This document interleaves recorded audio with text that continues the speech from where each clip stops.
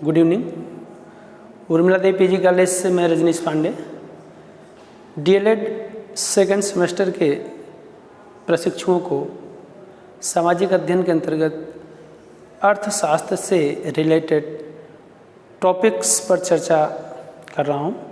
और आज का जो हमारा टॉपिक है वह है शाक मुद्रा तथा ग्रेसम का नियम। अर्थात आज हम लोग शाक मुद्रा के बारे में पढ़ेंगे और इसके साथ ही साथ ग्रेसम के नियम के बारे में भी पढ़ेंगे। ठीक है, तो आइए सबसे पहले हम चर्चा करते हैं शाक मुद्रा के बारे में।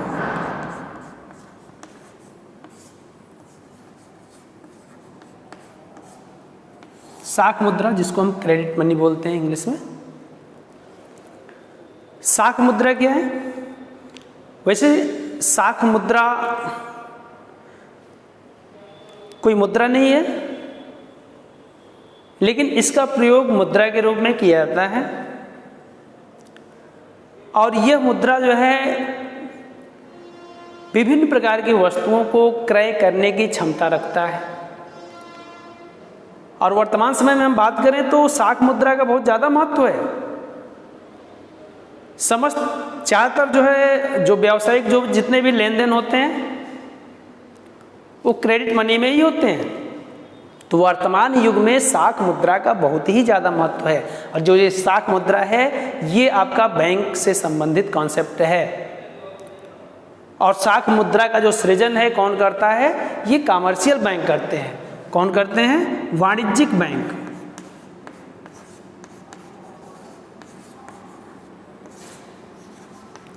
वाणिज्यिक बैंक जो है इसका सृजन करते हैं।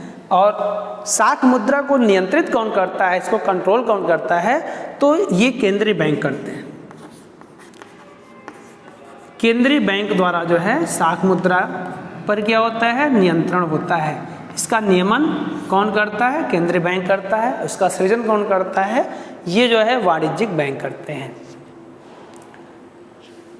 शाक मुद्रा एक प्रकार का क्या है? ऐच्छिक मुद्रा होता है, जिसको स्वीकार करना या न करना ये व्यक्ति या संस्था के ऊपर डिपेंड करता है। अर्थात व्यक्ति जो है इसको स्वीकार कर भी सकता है, नहीं भी कर सकता है। जैसे आपका जो चेक होते हैं, बैंक के जो चेक हैं, बैंक ड्राफ्ट है, प्रतिज्ञा पत्र है,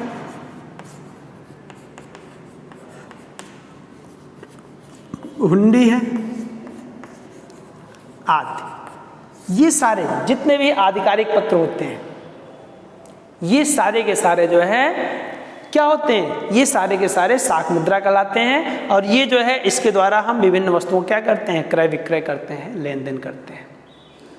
और ये क्या होता है? चूंकि हमने कहा कि ऐच्छिक मुद्रा होता है, जिसको स्वीकार करना या न करना उस व्यक्ति या संस्था के ऊपर डिपेंड करता है। ये अनिवार्य रूप से स्वीकार करने के लिए आप इसको बाध्य नहीं कर सकते। तो आइए हम चर्चा करते हैं इन सब पर। शाक मुद्रा के अंतर्गत चेक क्या होता है, ड्राफ्ट क्या होता है, प्रतिज्ञा पत्र क्या होता है, हुंडी क्या होता है, तो इन सब पर भी हम संक्षेप में चर्चा कर लेते हैं। तो आइए सबसे पहले हम बात करते हैं कि चेक क्या होता है। ठीक,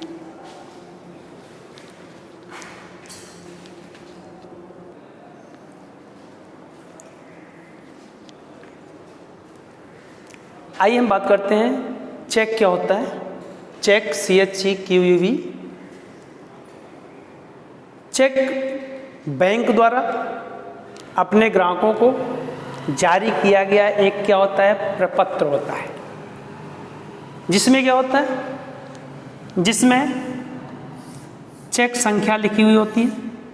जो भी चेक है उसका नंबर जो है लिखा हुआ होता है। और वही नंबर बैंक में जो कंप्यूटर है उसमें भी वही नंबर छपा हुआ होता है। चेक धारक जो बैंक का कस्टमर है, ग्राहक है, खाता धारक है, उसके मांगे जाने पर ही उसके द्वारा, यानी जो खाता धारक होता है उसके द्वारा मांगे जाने पर ही बैंक क्या करती है? चेक बुक इशू करती है। और इस चेक बुक में जो आपके चेक होते हैं इसके द्वारा जो है इसमें क्या करना होता है? खाता धारक को अपना जो है जो भी राशि आपको निकालनी होती है उसको आपको भरना होता है, आपको अपना हस्ताक्षर करना होता है, आपको खाता संख्या डालना होता है, और इन सब के बाद जो है आप बैंक में इस चेक के द्वारा क्या कर सकते हैं, इस चेक के द्वारा आप भुगतान प्राप्त कर सकते हैं या किसी दूसरे को आप भुगतान कर सकते हैं। अर्थात जैसे मैंने भी आपको बताया कि आपको जो है किसी भी वस्तु को खरीदनी है तो आप उसका भुगतान चेक के माध्यम से कर सकते हैं, तो आप किसी दूसरे को आप चेक के माध्यम से भुगतान कर सकते हैं, या स्वयं जो है आपको पैसे की ज़रूरत है तो आप चेक के द्वारा जो है बैंक से पैसा प्राप्त कर सकते हैं, भुगतान प्राप्त कर सकते हैं। ठीक है, तो ये आपका चेक होता है। और चेक जो है मुख्य रूप से हम बात करें तो यहाँ पर हम देख रहे हैं दो प्रकार के चेक होते हैं, एक होता है रेखांकित चेक, एक होता है धारक चेक। रेखांकित चेक जिसको अकाउंट पेई चेक कहते हैं। अकाउंट पेई चेक का मतलब होता है कि जिस व्यक्ति के नाम से हम चेक काट रहे हैं उस व्यक्ति का किसी न किसी बैंक में क्या होना चाहिए, अकाउंट होना चाहिए, खाता होना चाहिए। तो जिस व्यक्ति का जो है जिस व्यक्ति के नाम हम चेक काट रहे हैं उसका क्या होना चाहिए, अकाउंट या खाता होना चाहिए। वो व्यक्ति क्या करता है, उस चेक को ले जाकर अपने खाते में जमा करता है। जब अपने बैंक के खाते में, जब अपने बैंक में जमा करता है, अपने बैंक शाखा में जमा करता है, तो बैंक शाखा में जब जमा करता है तो बैंक कर्मी क्या करता है, इस चेक को, जिस बैंक का चेक है उससे क्या करता है, वो जांच करता है। जिसका चेक होता है उसका हस्ताक्षर है ना, उसमें जो धन की उपलब्धता है, सब कुछ जांच करने के बाद फिर क्या करता है, उसके अकाउंट में उतनी धनराशि, अंकित धनराशि आ जाती है, फिर अपना वो यूज करता है। और दूसरे प्रकार का जो चेक होता है इसको हम धारक चेक कहते हैं, बियरर चेक कहते हैं। इसमें जो है जिस व्यक्ति को हम चेक दे रहे हैं उसके पास खाता होना जरूरी नहीं है। ठीक है, वो क्या करेगा कि उस चेक को बैंक में ले जाएगा, बैंक कर्मी क्या करेगा, उसमें जो है साइन चेक करेगा, खाते का जो है साइन चेक करेगा, खाता धारक का जो है जो चेक काटा हुआ है ना, जो ग्राहक है उसका जो है हस्ताक्षर चेक करेगा, और उस अकाउंट में जो बैलेंस है, जो राशि है, उसकी उपलब्धता चेक करेगा, कितना रुपया, जितना रुपया ये डिमांड करा उतना है कि नहीं है ना। उसके बाद क्या करता है, वो उसका भुगतान कैश के रूप में उस व्यक्ति को कर देता है। तो इस प्रकार का जो चेक होता है इसको हम क्या कहते हैं, धारक चेक कहते हैं। ठीक है, और ये चेक जो होता है क्या होता है, एक क्रेडिट मनी होता है, साख मुद्रा होता है। ठीक है, जिसका जो है, जिसकी स्वीकार्यता ये स्वतंत्र होती है, व्यक्ति ले भी सकता है और नहीं भी ले सकता है। ठीक है, चलिए चेक को समझने के बाद हम आगे बात करेंगे बैंक ड्राफ्ट के बारे में। ठीक है,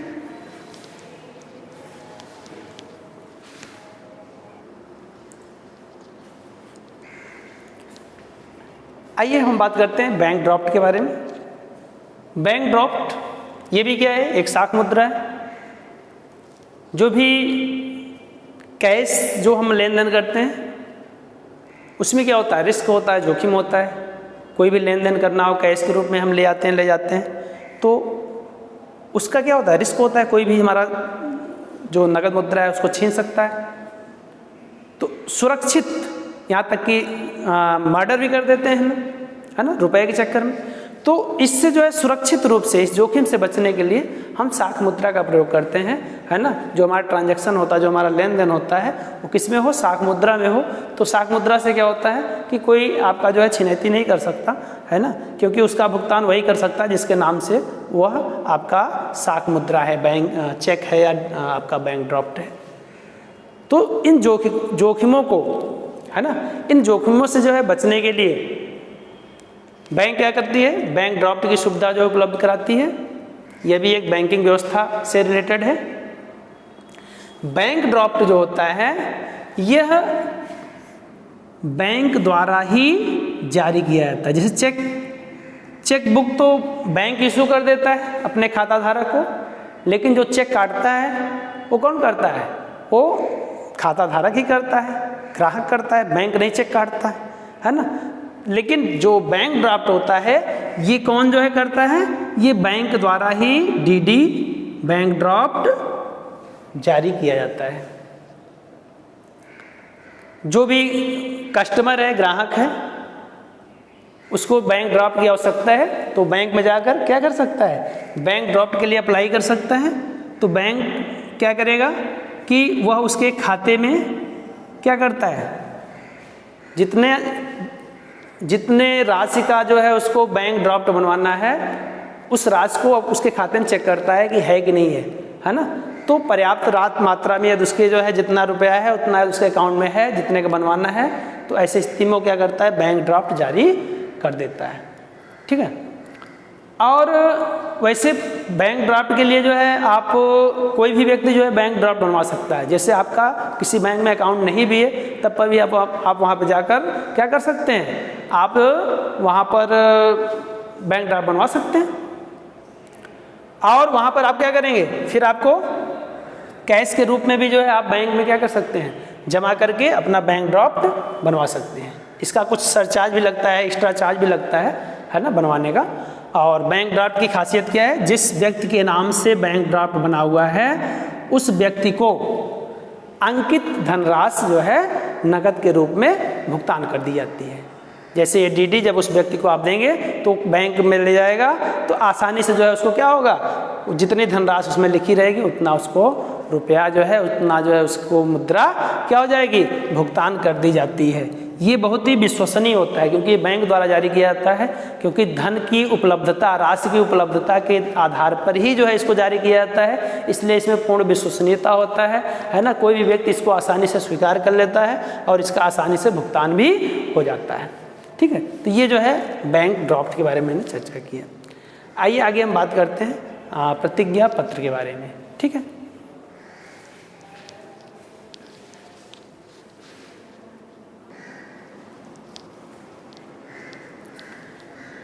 आइए हम लोग अब बात करते हैं प्रतिज्ञा पत्र, जिसको इंग्लिश में हम बॉन्ड पेपर कहते हैं।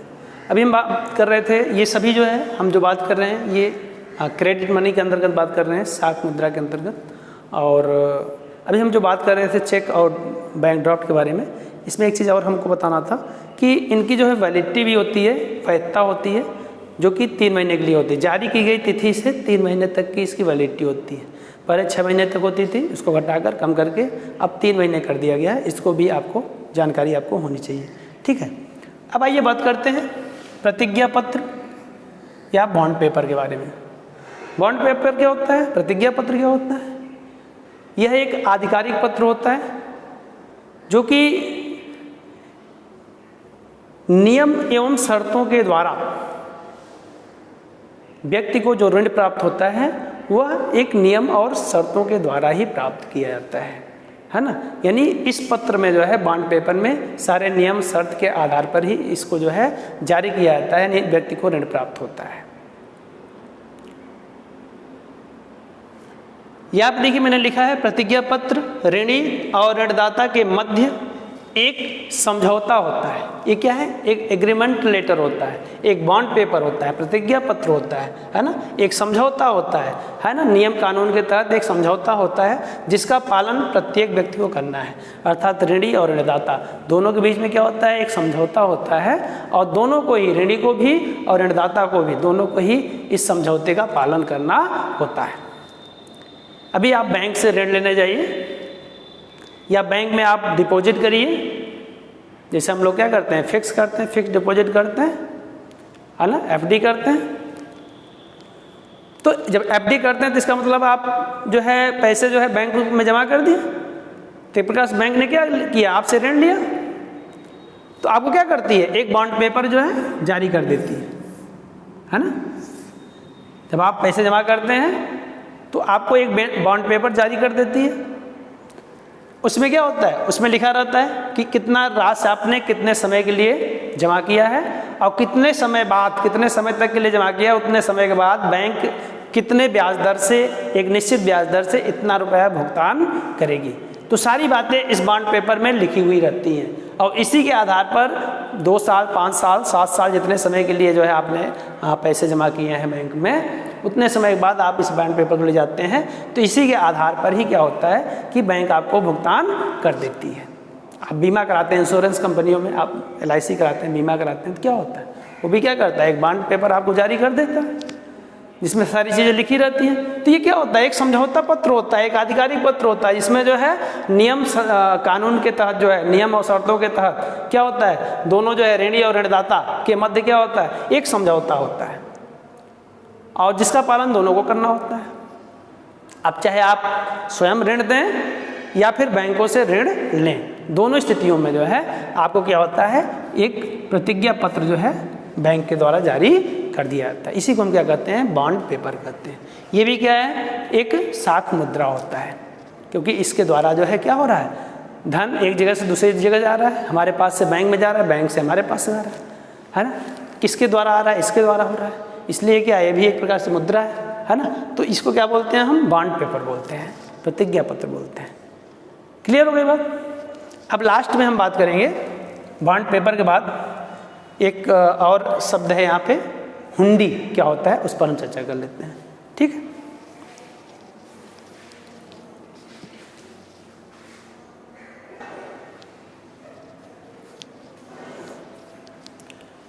आइए हम बात करते हैं हुंडी के बारे में, जिसको इंग्लिश में बोलते हैं बिल ऑफ एक्सचेंज। हुंडी क्या है, हुंडी भी एक क्रेडिट मनी है, साख मुद्रा है, जिसका प्रयोग व्यापारियों के द्वारा किया जाता है ना, व्यापारियों के द्वारा किया जाता रहा है। भारत देश में बहुत समय से ही व्यापारी जो है हुंडी का प्रयोग करते आ रहे हैं और हुंडी जो है, इसको जो है व्यापारी कई भाषाओं में, अपने अपने भाषाओं में, अलग अलग भाषाओं में, कई भाषाओं में जो है इसको जारी करते हैं, है ना। तो अलग अलग भाषाओं में हुंडी को जारी किया जाता है।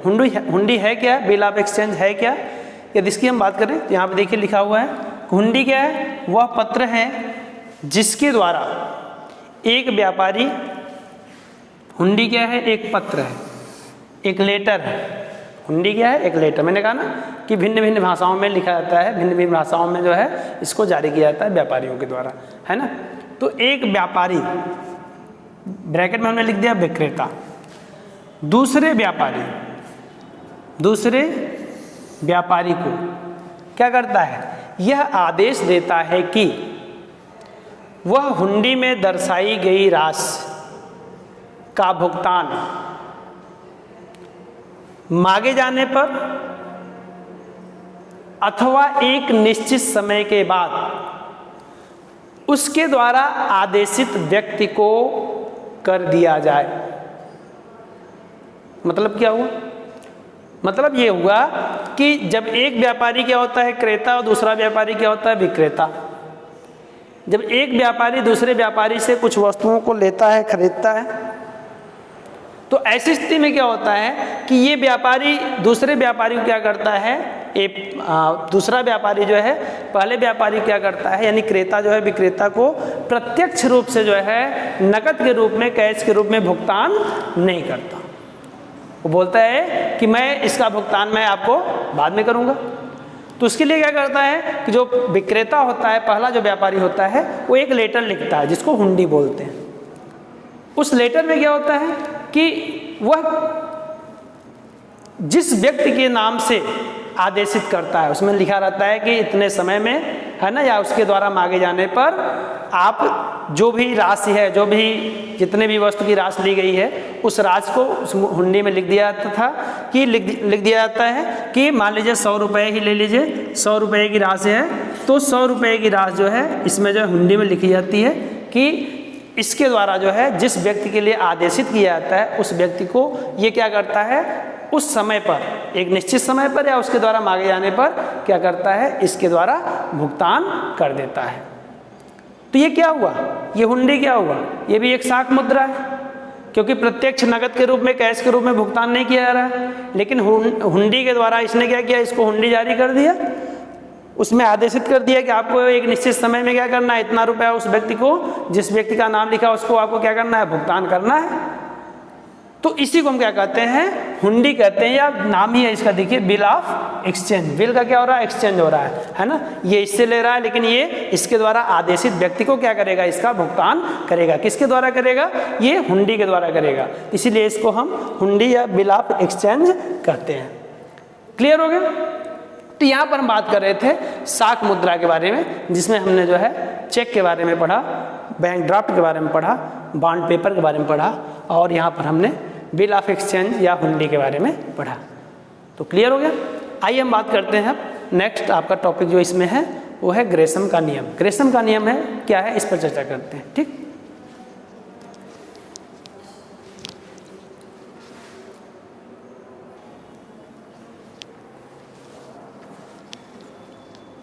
आइए हम बात करते हैं ग्रेसम का नियम।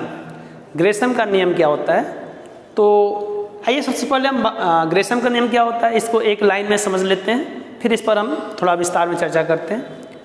ग्रेसम का नियम एक लाइन में आपको समझना हो तो जब किसी देश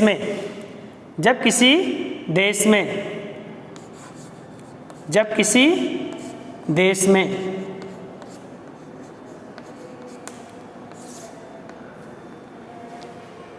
अच्छी मुद्रा और बुरी मुद्रा दोनों एक साथ चलन में हो तो बुरी मुद्रा अच्छी मुद्रा को चलन से बाहर कर देती है। इसी को क्या कहते हैं, ग्रेसम का नियम कहते हैं। अर्थात जब अच्छी मुद्रा और बुरी मुद्रा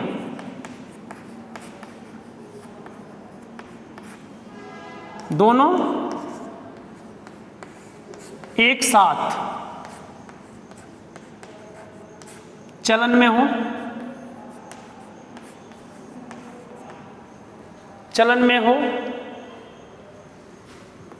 तो क्या होता है, तो होता यह है कि बुरी मुद्रा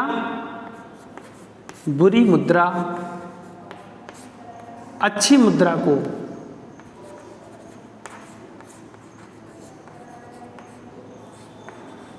चलन से बाहर कर देती है।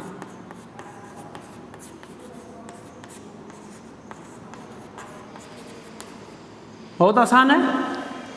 ग्रेसम का नियम किसे कहते हैं, तो जब किसी देश में अच्छी मुद्रा और बुरी मुद्रा दोनों एक साथ चलन में हो तो ऐसी स्थिति में बुरी मुद्रा क्या करती है, अच्छी मुद्रा को चलन से बाहर कर देती है। इसी को क्या कहते हैं, इसी को कहते हैं ग्रेसम का नियम। अब इस नियम के पीछे स्टोरी क्या है, कहानी क्या है, इसके बारे में हम देख लेते हैं। तो हम बात करेंगे कि ब्रिटेन की महारानी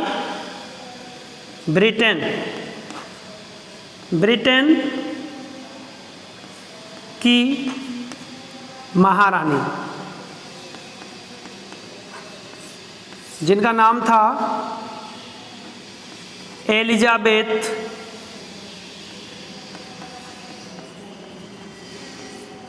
प्रथम। ब्रिटेन की महारानी एलिजाबेथ प्रथम ने एक बार इनके दिमाग में आया कि हमारे देश में जो मुद्रा चलन में है वो क्या है, वो घटिया किस्म का है, खराब है। तो हम क्या करते हैं कि हम देशवासियों के लिए अच्छी मुद्रा, नई मुद्रा है ना, अच्छी मुद्रा जो है चलन में लाते हैं ताकि हमारे देशवासी क्या करें, अच्छी मुद्रा को जो है अपना चलन में अपना यूज करें, लेन देन अपना करें अच्छी मुद्रा से।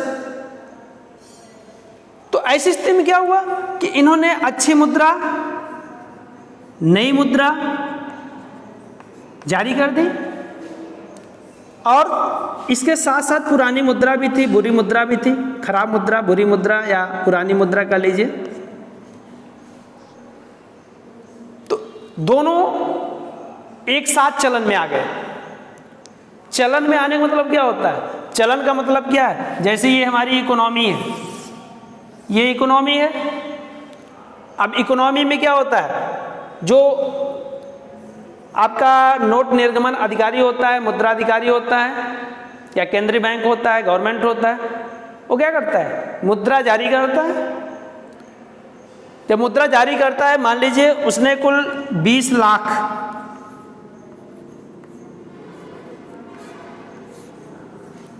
लाख मूल्य के बराबर मुद्रा जो है जारी किया। तो ये जो 20 लाख मूल्य के बराबर मुद्रा उसने जारी किया, तो अब यही 20 लाख जो है ये क्या होगा? जितना भी नोट है यही क्या होगा? यहाँ पर चलेगा पूरे अर्थव्यवस्था में। एक व्यक्ति से दूसरे व्यक्ति, है ना, एक व्यक्ति से दूसरे व्यक्ति, दूसरे व्यक्ति से तीसरे व्यक्ति, तीसरे व्यक्ति से चौथे व्यक्ति, है ना, ऐसे क्या करता रहता है? ये मूव करता रहता है अपना, है ना, ऐसे चलता रहता है, मूव करता रहता है। इसी को चलन कहते हैं। चलन में, मुद्रा चलन में इसका मतलब यही है, जो चल रही है मुद्रा। मुद्रा क्या करती है? चलती है। उसका एक क्या होता है?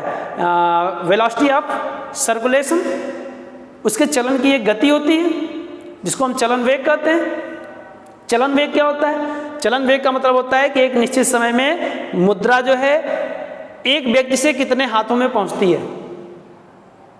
हमने जो है फल वाले को जो है मुद्रा दिया, फल वाला क्या किया? वह कोई सामान खरीदा, तो मान लीजिए वो किराने का सामान खरीदा, तो वहाँ पर दे दिया वो। अब वो क्या किया? वो किसी दूसरे को दे दिया। कहने मतलब क्या है कि वो आपकी जो दी गई मुद्रा जो है वो कहाँ कहाँ घूमती रहती, चलती रहती है ना। तो इसी को कहते हैं मुद्रा का चलन। और कितने स्पीड से चल रही है उसी को चलन वेग कहते हैं। कितने रेस से, कितने तेज दौड़ रही है उसी को चलन वेग कहते हैं। ठीक है। तो एलिजाबेथ प्रथम ने क्या किया? जब अच्छी मुद्रा जारी कर दिया तो ब्रिटेन में अच्छी मुद्रा और बुरी मुद्रा दोनों का चलन एक साथ हो गया। जैसे रेस हो रहा है, दौड़ चल रही है, तो उसमें प्रतियोगी एक से अधिक होंगे। तो जब दौड़ रहे हैं तो उसमें रेस में देखिए कौन आगे जाता है, देखते हैं लोग। तो ऐसे इन दोनों का रेस शुरू हो गया, दोनों चलन में आ गए साथ साथ। तो रेस में क्या होता है कि ये जो बुरी मुद्रा है, खराब मुद्रा है, इसने क्या किया? इस अच्छी मुद्रा को चलन से ही बाहर कर दिया, पीछे कर दिया, है ना। यानी ये रेस में बहुत आगे निकल गया और ये जो है इससे क्या हो गया? रेस में बहुत पीछे हो गया, मतलब कंपटीशन से बाहर हो गया। कहने का मतलब क्या है कि जब इन्होंने इसको जारी किया, कुछ समय बाद इन्होंने देखा कि इनके द्वारा जो जारी की गई मुद्रा थी, जो नई मुद्रा थी, अच्छी मुद्रा थी, वो तो चलन में है ही नहीं। मार्केट में देख रहे हैं, जिसके पास देख रहे हैं लेन देन में, वही चल रहा है। कौन सा? पुरानी मुद्रा। जो खराब मुद्रा है वही चल रहा है। जब अच्छी मुद्रा का पता लगा गया तो पता चला सब लोग अपने अपने जेब में रख लिए, है ना, अपने अपने घर में रख लिए। एक नेचर होता है ना, एक स्वभाव होता है। तो ऐसा देखकर चूंकि इस मुद्रा ने क्या किया? इसको जो है बुरी मुद्रा ने अच्छी मुद्रा को चलन से बाहर कर दिया, तो इनको बहुत आश्चर्य हुआ। तो इनके जो है एलिजाबेथ प्रथम के एक आर्थिक सलाहकार और अर्थशास्त्री थे जिनका नाम था टॉमस